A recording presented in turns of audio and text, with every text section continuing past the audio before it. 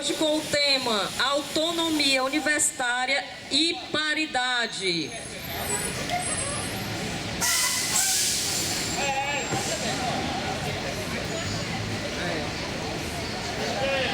Convidamos a todos os companheiros a ficar aqui mais próximo, pela a importância do tema e a complexidade aqui do debate.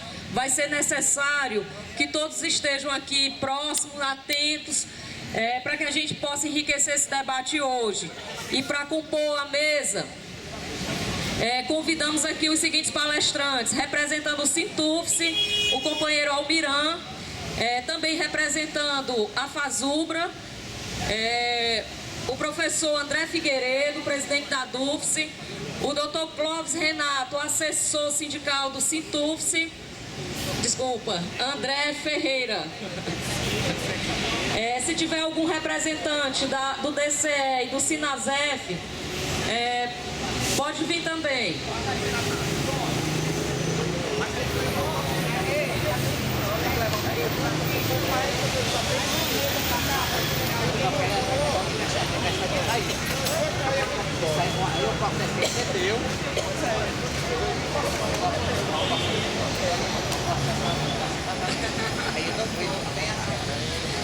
Então vamos lá. Proposta aqui da mesa: 30 minutos para cada palestrante, pode ser? Podemos começar com o professor André? Pode ser? Ok, a palavra com o André Ferreira, presidente da DUFCE.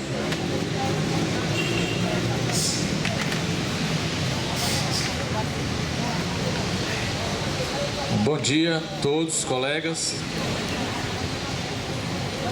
Tá ligado?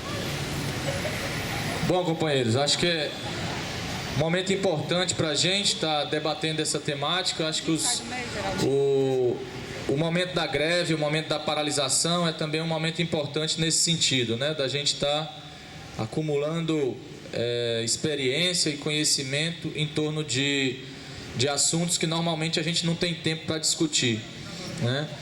Esses dias a gente estava empenhado aí fortemente na construção do nosso dia de paralisação, que foi anteontem, né? E alguns professores, de um lado, questionavam, né, porquê da paralisação. Não, mas nós precisamos estar o tempo todo fincado ali no trabalho cotidiano, porque senão isso daí não é defender a universidade, né?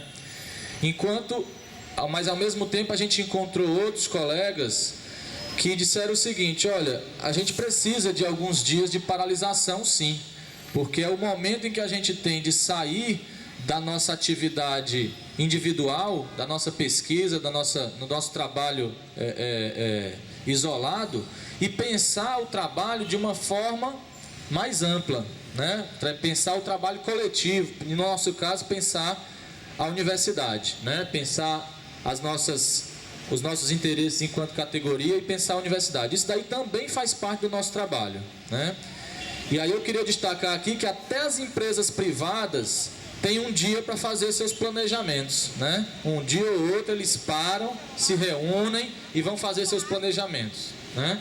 A universidade, quando tem interesse, ela para também as aulas e vai fazer, né? A Faculdade de Economia, onde eu trabalho, vai fazer planejamento lá no hotel, não sei aonde, e para as atividades. Por quê? Porque julgo importante parar para fazer determinadas reflexões sobre o trabalho coletivo. Se a gente não para em algum momento para fazer isso, né, o nosso trabalho fica comprometido, o nosso trabalho cotidiano. Então, acho que é fundamental esse momento de greve também nesse sentido, né? Eu acho que greve, para nós que construímos a greve, talvez seja o momento que a gente trabalha mais, né? Então a gente não pode ser acusado de estar fazendo greve para não trabalhar, certo? A gente tem um momento de muito envolvimento, a gente trabalha tanto no período da greve como depois, os professores no caso, para estar repondo as aulas. A gente perde as férias, né?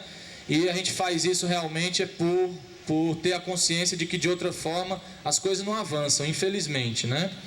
Então, e particularmente esse debate sobre a autonomia universitária é um debate que a gente precisa fazer, é um debate muito importante que tende a mudar toda a realidade da universidade, né? E acho que a forma como foi proposto aqui também, discutir a autonomia universitária relacionada com a democracia ou com a democratização das universidades, eu acho que é o caminho mais correto para se fazer esse debate da autonomia, né? E aí eu penso em autonomia, eu penso em 3 perspectivas a autonomia, né? Eu vejo que existe a autonomia financeira da instituição, vejo que existe uma autonomia de gestão administrativa, e aí a autonomia financeira estaria incluído dentro dessa autonomia de gestão administrativa, e vejo que existe também uma autonomia didático-científica, né? E aí, a primeira, autonomia financeira, né, é a universidade ter mecanismos de ela própria realizar seus gastos, né, a partir de uma regulação que ela mesma cria, certo? Claro, ancorada, né, no direito mais amplo, né, nas normas do país, né, mas que é dada à universidade pela sua especificidade, pela sua natureza, é dado a ela um regime diferenciado de normas, onde ela pode executar os seus gastos, no caso da autonomia financeira, de uma maneira diferenciada de outros setores da sociedade, né? Essa me parece que é a grande questão para os reitores das universidades federais brasileiras, reunidos particularmente na Andifes, né? Se a gente pegar, acho que um dado atual é o envio do projeto de lei orgânica, né, das universidades federais, o projeto que visa regulamentar o artigo 207 da Constituição Federal, que trata da autonomia universitária. Então, esse projeto que a Andifes enviou para o MEC em novembro do ano passado, ele afirma tratar de autonomia universitária, só que ele se restringe muito mais à autonomia financeira das universidades, né? E isso a gente pode, né, fazer um estudo mais aprofundado desse documento, né? Em alguma medida, eles ampliam, mas simplesmente na perspectiva de uma autonomia de gestão. Então, basicamente a autonomia de gestão administrativa e financeira que trata esse documento, né? E aí, eu destaco desde o início a importância de discutir essa questão junto com a democratização, né? Por quê? Porque se a universidade não tiver uma estrutura suficientemente democrática para gerir os seus recursos, é arriscado a gente estar dando um tiro no pé em relação à autonomia, porque a gente vai dar autonomia para a universidade gerir os recursos da forma que ela, né, quer gerir, né, ou dar mais liberdade para ela gerir os recursos, mas esses recursos vão ser geridos por uma pequena minoria, né? E aí eu acho que é importante do ponto de vista da qualidade da gestão dos recursos, da eficiência da utilização desses recursos, que a gente tenha uma gestão, ao mesmo tempo, transparente, mais transparente ainda do que a gente tem hoje. A gente precisa avançar em termos desse controle social, né? E também do ponto de vista da democracia, certo? Precisamos estar junto na gestão desses recursos, né? E precisamos estar junto também porque isso interfere no que me parece mais importante em termos do debate da autonomia, que é a autonomia didático-científica. Porque o que diz a autonomia didático-científica, e esse é um debate muito antigo, desde o fim da Idade Média que se discute isso, é que as universidades, elas precisam, elas não podem, a produção de conhecimento, né, a autonomia didático-científica trata da produção de conhecimentos, e ela diz, a produção de conhecimentos não pode estar sob a tutela de nenhum governo. A produção de conhecimentos precisa ser livre, porque para que ela possa expressar a verdade, a natureza, né, verdadeira da sociedade, certo? Explicitar inclusive as contradições da sociedade e as possibilidades de transformação da sociedade, ela precisa ser uma ciência livre, porque senão ela vai ser uma ciência sempre a serviço de um determinado pensamento político, sempre a serviço de um determinado interesse. Então, essa questão que é de fundamental importância para a evolução da nossa sociedade, para o desenvolvimento da nossa sociedade, ela não é tratada em última instância no documento que a Andifes enviou para o MEC. Né? A Andifes está mais preocupada em gerir os recursos e, na nossa forma de entender, sem tratar efetivamente de um processo de democratização da universidade, e menos interessada em discutir a questão da autonomia didático-científica. E aí, se a gente não tem democracia também dentro das universidades, essa autonomia didático-científica fica comprometida, porque os recursos vão ser distribuídos só para aqueles que fazem pesquisa e produzem conhecimento sob o interesse do regime de poder instituído, certo? Então, acho que essa é uma questão fundamental que a gente precisa estar discutindo, né? Então, dentro dessa perspectiva, a gente tem várias repercussões imediatas em termos da autonomia, certo? A questão do controle sobre o trabalho, né, que vem sendo exercido no caso dos servidores, através da perspectiva, né, de se utilizar um ponto eletrônico, né, que há questionamentos a isso. O reitor, em algum momento, aparentou estar sensível a esse questionamento, né? Eu me lembro que a gente participou aqui do seminário sobre o ponto eletrônico, né, e o reitor, naquele momento, ele disse, não, o recurso para garantir esse controle do ponto, não necessariamente tem que ser o ponto eletrônico, né? Existe uma lei que é mais ampla, que estabelece aí o livro de ponto, né? E outros mecanismos, e não necessariamente tem que ser o ponto eletrônico. Mas também a gente sabe que existem setores, né, que já estão avançados nessa perspectiva do ponto eletrônico, certo? Isso em termos do trabalho do servidor, mas em termos do trabalho do servidor técnico administrativo, mas em termos do trabalho dos professores, a universidade também vem discutindo, eu diria que é um similar da discussão do ponto eletrônico, que é o debate sobre as resoluções que dizem respeito ao trabalho docente na UFC em particular, né? E aí esse debate, ele caminha tanto pela definição de uma carga horária do trabalho docente, né, de estabelecer quanto que os professores têm que dar de carga horária em sala de aula, por exemplo, e ele, no caso das resoluções que foram propostas inicialmente, ele amplia o número máximo de carga horária. Hoje a gente tem uma carga horária de sala de aula, né, de 16 horas de sala de aula, porque o restante do nosso trabalho é tanto preparando aula como produzindo pesquisa e extensão, porque o nosso trabalho envolve não só o ensino, mas envolve também tanto a preparação das aulas, como a pesquisa e a extensão, né? Então ele amplia de 16 horas, que é o atual, para 20 horas, né?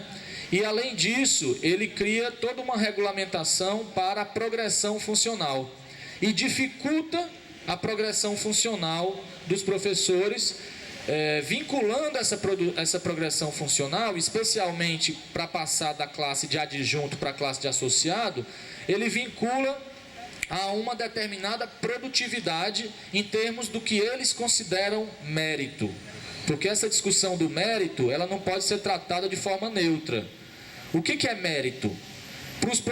Para quem está defendendo essas resoluções, ou para a CAPES, mérito é produzir artigo científico em revistas internacionais, A1, A2, como eles dizem, né? Dentro dessa hierarquização.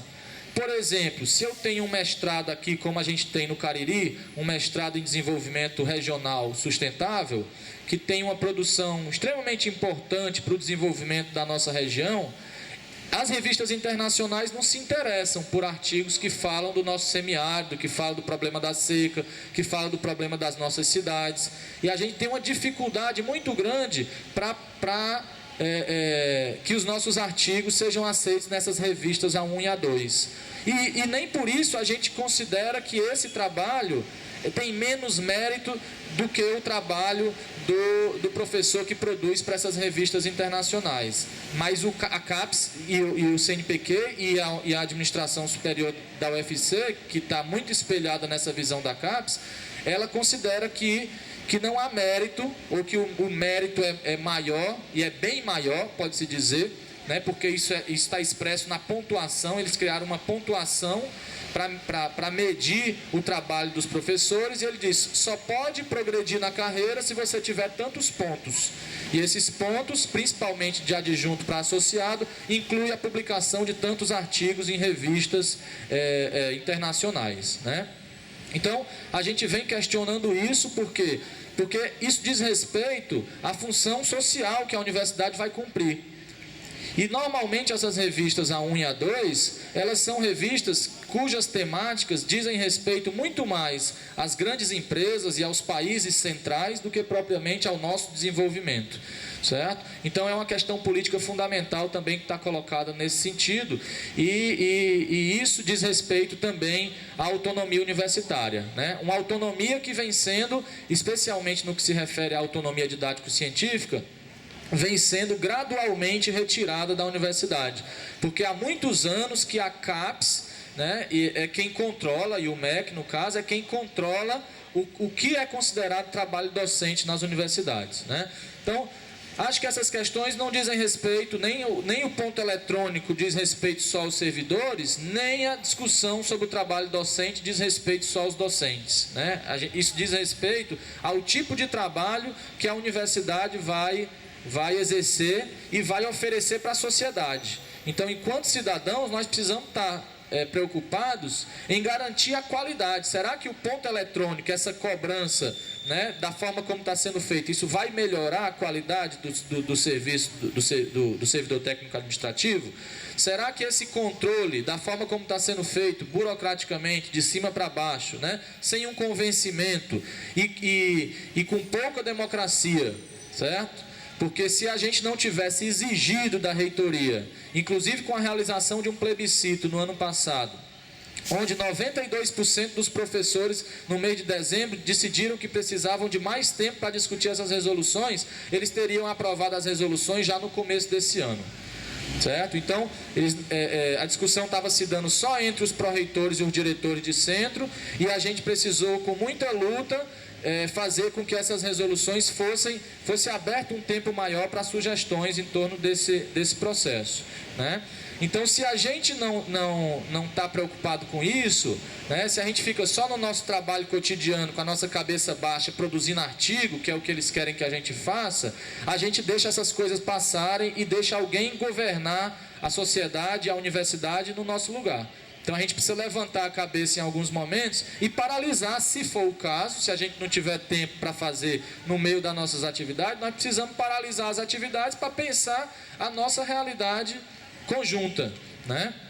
E aí, disso depende a qualidade da nossa universidade, porque se a gente, volto a dizer, né, se o nosso trabalho, né, se essas medidas não repercutirem numa melhor qualidade, certo? Tanto o ponto eletrônico quanto essas resoluções não repercutirem numa melhor qualidade e numa valorização também do trabalhador da universidade, as pessoas vão se afastar daqui.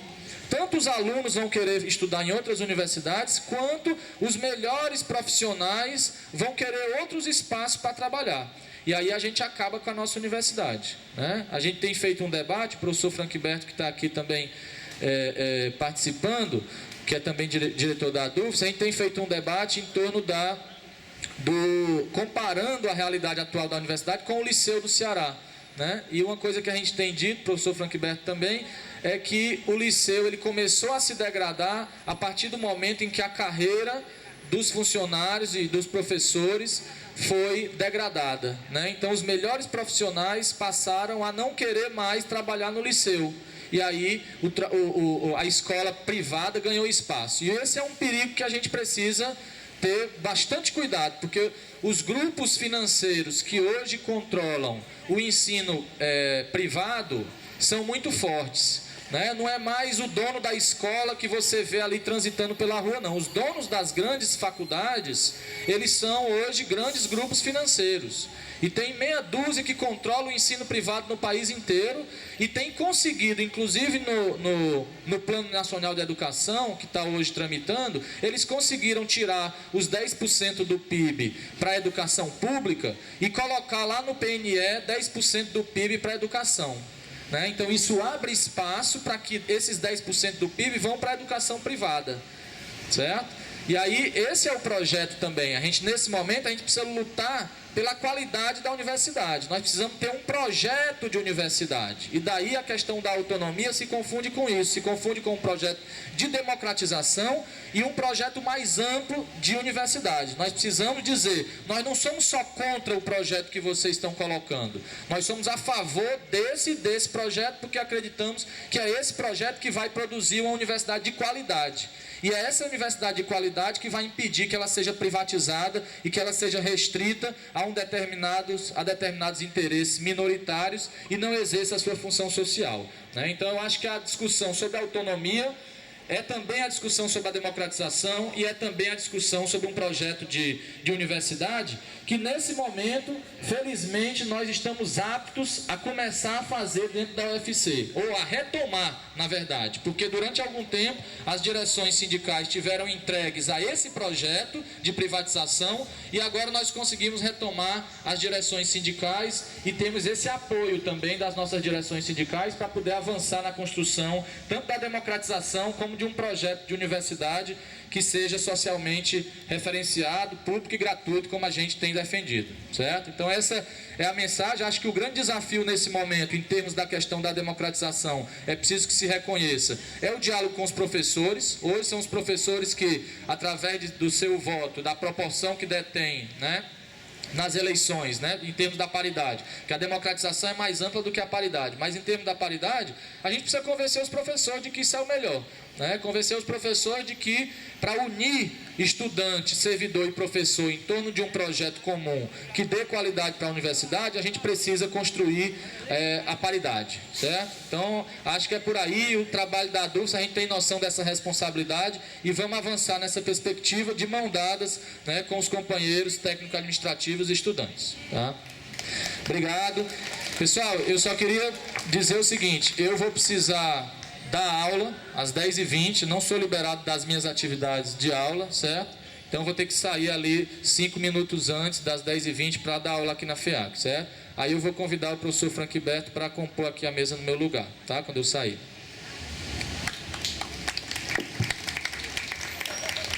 Obrigada, companheiro André, muito importante a presença aqui da DUFS nessa caminhada aqui com o Sintufs, ok? Companheiro Franquiberto, vamos para a mesa aqui. A plenária pode liberar o professor André para cumprir aí a jornada de aula aqui que ele tem que estar. Agora a palavra fica com o companheiro Almiran, representando o Sintufs e representando também a FASUBRA. 30 minutos, Almiran. Bom dia, companheiros e companheiras. Bom, a tarefa aqui é a seguinte, essa pauta ela faz parte sim da nossa pauta de greve. Nós tivemos agora em 2012, no final da greve, a constituição do GT, que se chamou GT Democratização, para discutir essas questões, né, no âmbito do MEC. Eu participei juntamente com a Leia, com o Honório e a Rosângela e um companheiro lá de Santa Catarina, que não estou lembrando o nome agora, o Rafael, lá de Santa Catarina. Nós representamos a FASUBRA lá no grupo de trabalho que fez discussões, tivemos pelo menos umas 10 reuniões, discussões muito ricas lá sobre democratização. Esse grupo de trabalho tem um relatório que foi assinado por nós, assinado pelos representantes do MEC lá também, da CESU, da CETEC, mas que não foi encaminhado. Portanto, é pauta da greve, já que todos os relatórios que não foram devidamente encaminhados após a sua conclusão, eles são pauta para negociação. Nós distribuímos aí uma revistinha que Universidade Cidadã para os Trabalhadores. Essa revistinha ela é uma proposta da FASUBRA para regulamentar as universidades. Ela está disposta a um projeto de lei 7398 de 2006, né, que a gente, desde lá, está no Congresso. Está pensado ao PL 4.212 de 2004, que é o projeto de reforma universitária do governo. Eles já pensaram todos os projetos, né, nós conseguimos colocar o nosso projeto lá no Congresso através da Comissão de Legislação Participativa, certo? A sugestão de autoria nossa, a gente conseguiu colocar esse projeto lá. Por que a gente conseguiu colocar esse projeto lá? Que a gente colocou esse projeto de reforma universitária? Bom, a discussão sobre a universidade, como a FASUBRA é uma entidade dos trabalhadores da educação, é uma discussão que sempre permeia lá na FASUBRA. E aí nós fizemos primeiras discussões que gerou essa revista, a primeira revista da FASUBRA, que ainda é do ano de 99, Universidade Cidadã para os Trabalhadores. No texto dessa revista, das discussões teóricas, em 2005 nós aprovamos o detalhamento do projeto, né, de lei. Em 2005, aprovamos no Congresso que ocorreu lá em Belo Horizonte, e a partir da aprovação do projeto, nós encaminhamos para o Congresso Nacional. Infelizmente, não caminha, né, os projetos de lei, porque projeto de lei lá no Congresso é assim, só encaminha os que o governo tem interesse. Os deputados, na verdade, eles são eleitos pelo povo, mas para defender o interesse do governo, né? O que o governo diz, eles fazem, né? Eles estão movidos lá infelizmente tem essas coisas lá. Os projetos não caminham quando o governo tem interesse. Mas nós temos nosso PL lá. E agora, em 2012... vamos primeiro falar um pouquinho sobre o nosso projeto. Porque nós temos uma discussão agora, que é o seguinte, nós temos um problema grave. Nós temos diversos projetos que regulamentam a universidade, temos um projeto do governo lá, temos um projeto da Andifes, que já estava rolando lá há muito tempo, temos o projeto da FASUBRA, temos contribuição dos companheiros do ANDES, né, que foi lançado também há muito tempo, já lá no ano de 2006, lá dentro do Congresso, foi lançado a contribuição do ANDES, o projeto do ANDES, mas nada caminha, né? Então nós agora no GT, nós fizemos inclusive a discussão. Poxa, se nada caminha, era preciso que a gente unificasse as forças para termos um projeto único para caminhar. Né? Foi com essa intuição que nós criamos, foi com esse espírito que nós discutimos lá no GT Democratização. Né? Mas agora nós temos uma novidade. A Andifes apresentou um novo projeto lá no Congresso Nacional, né? E apresentou, inclusive, dentro do nosso GT Democratização. Agora temos alguns problemas que a gente identifica dentro do projeto deles lá. Nós temos bastante acordo. Se você verificar o projeto lá, nós temos alguns acordos. Agora, que nós propomos também autonomia para a universidade. Agora, temos uns problemas para a gente pensar. Primeiro, o projeto lá da Andifes, eles se baseiam principalmente nos problemas que tem com licitação, com os órgãos de controle. Para isso, eles propõem autonomia. Autonomia para quê? Você ter uma legislação própria para as universidades, para não estar sob o controle dos órgãos de controle, tal como todo serviço público está, e também da lei de licitação, ter uma lei de licitação diferenciada. O nosso projeto, de uma certa forma, ele também defende isso. Agora, com uma diferença muito grande, né? Porque para nós a palavra-chave é o seguinte: autonomia só com democracia. E lá no projeto da Andifes ele não prevê isso. Portanto, essa é a grande discussão que nós temos que fazer. Autonomia para nós, para a universidade, somente se houver a democratização, né, a democratização ampla. Né? E democratização significa não somente a eleição paritária, mas a paridade nos conselhos, né, em todos os conselhos da universidade. A proposta nossa agora avançou bastante, que a gente possa não só votar, mas ser votado para todas as instâncias da universidade, né? Todos os cargos administrativos, diretoria de centro, diretoria de departamentos, o reitor, pró-reitor, todos são cargos administrativos que podem ser concorridos não só pelo docente, mas também pelo técnico administrativo. Então a nossa proposta é ampla. E a nossa discussão é uma discussão que ela vem ao longo do tempo crescendo, acumulando forças, né? E a gente hoje, a nossa discussão, a nossa proposta, ela não é tão simples.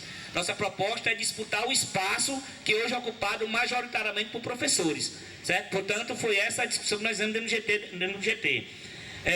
No nosso projeto de universidade, a democratização ela passa por assembleias universitárias, né? São como instâncias maiores. É o conselho interno, né, que é o conselho interno da comunidade universitária, a Assembleia Geral, que reunindo estudantes, professores e técnicos administrativos de forma paritária, a Assembleia Estatuinte e depois os conselhos superiores. Portanto, uma questão de democratização parecido com o que nós vencemos hoje, mas unindo toda a comunidade universitária, o que nós fazemos nos sindicatos, com assembleias para discutir as coisas, né? Então é uma coisa que vai bem além do que é discutido hoje nas universidades